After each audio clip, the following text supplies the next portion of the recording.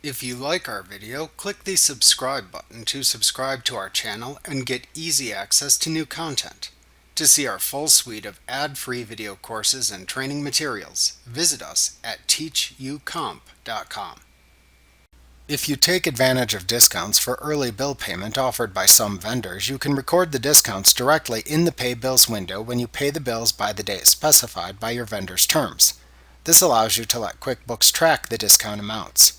You can manually take this discount as you pay the bill in the Pay Bills window if you do not have QuickBooks set up to automatically take vendor discounts and credits. To do this, first select the qualifying bill to pay, and then click the Set Discount button.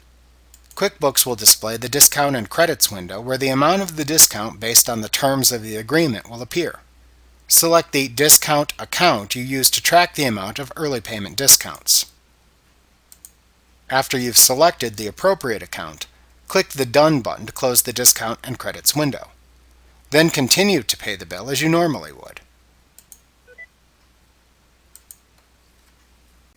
Remember to click the subscribe button to see more of our videos.